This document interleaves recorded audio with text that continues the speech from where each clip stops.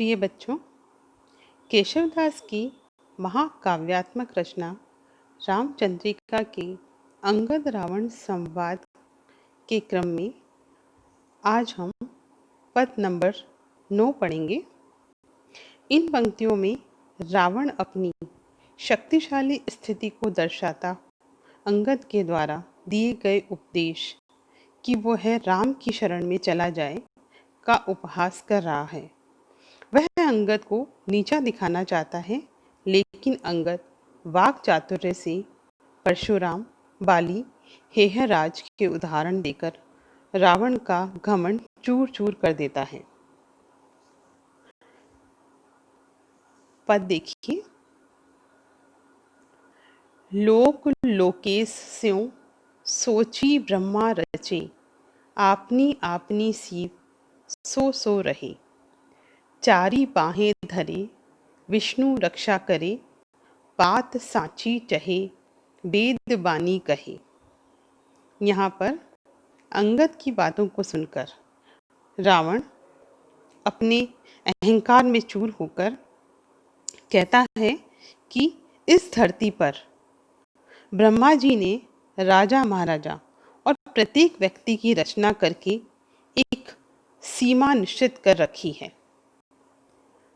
सभी लोग ब्रह्मा जी की सीमा के अनुसार ही जीवन यापन करते हैं। सीम का तात्पर्य होता है सीमा या मर्यादा। लेकिन वही विधाता या ब्रह्मा जी मेरे दरबार में चारों वेदों का सच्चाई के साथ उच्चारण करते रहते हैं और चारी बाहें धरे विष्णु रक्षा करे, बात साची चहे वेदवाणी कहे। और चार बाहों को फैलाए भगवान विष्णु मेरी रक्षा करते हैं। ताहि भ्रूभृंग ही देव देवेश स्यों विष्णु ब्रह्मादि दे रुद्रजू संघरे।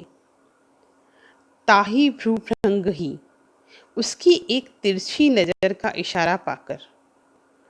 यहाँ पर तात्पर्य रावण से है कि रावण का इतना आतंक है कि उसकी एक तिरछी नज़र का इशारा पाकर देव देवेश्यों सभी देवी देवता अपना अपना कार्य करते हैं और उसके आराध्य भगवान शिव उसके इशारों पर देवताओं और सृष्टि का संहार कर सकते हैं।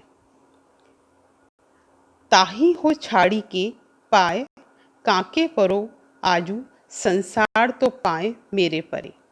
यहाँ पर रावण ये कहता है कि हे अंगद, जब मेरे शासन में देवी देवताओं की यह दशा है तो राम में भला मेरा क्या कर सकते हैं।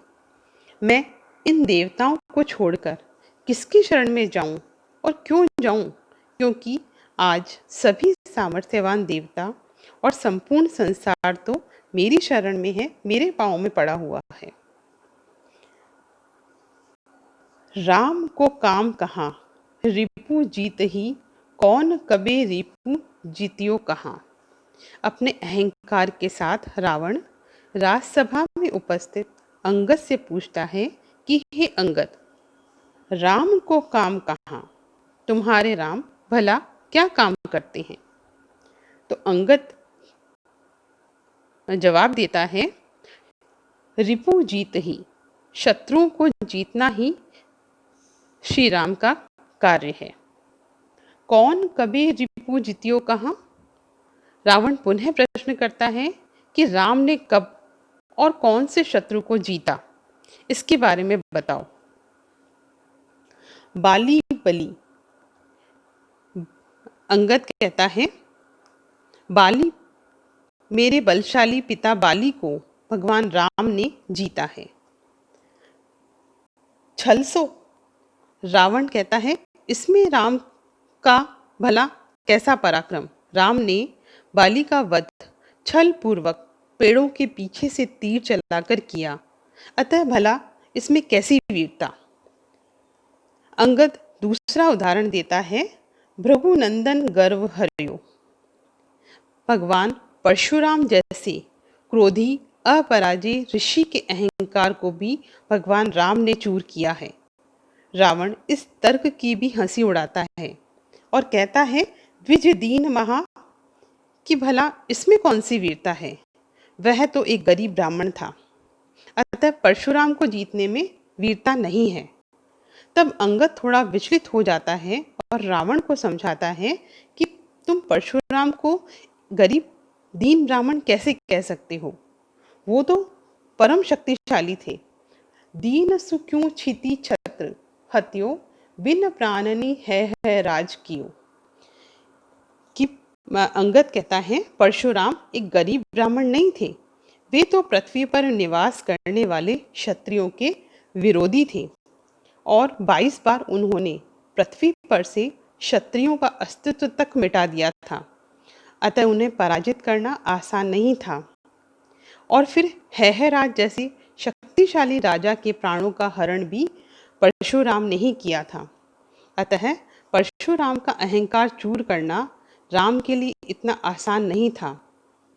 अचानक फिर रावण प्रश्न करता है कौन, कि यह है राज कौन है।